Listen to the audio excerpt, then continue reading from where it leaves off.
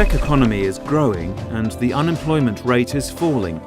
The economic crisis that impacted the Czech economy in 2009 is well and truly in the past.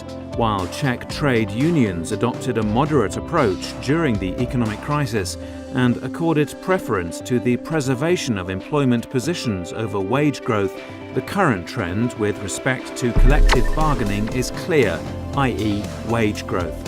In 2015, the Czech-Moravian Confederation of Trade Unions launched its End of Cheap Labour campaign. The Confederation recommended that collective bargaining should pursue wage growth in 2015 and 2016 of at least 5% per annum, and in 2017, 5.5% of the average nominal wage.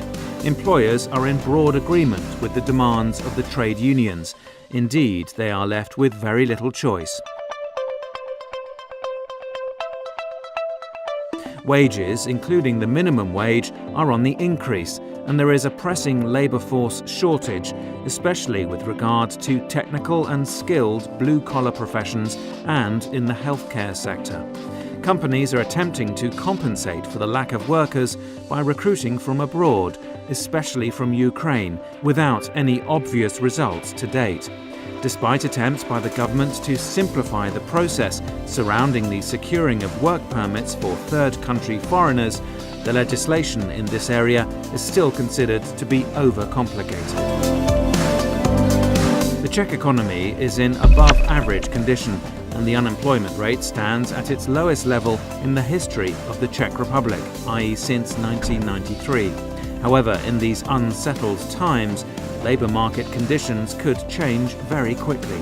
The digitalisation of the economy is one of a number of key factors that, sooner or later, will transform the labour market. It will bring with it fundamental changes about which very little is presently known.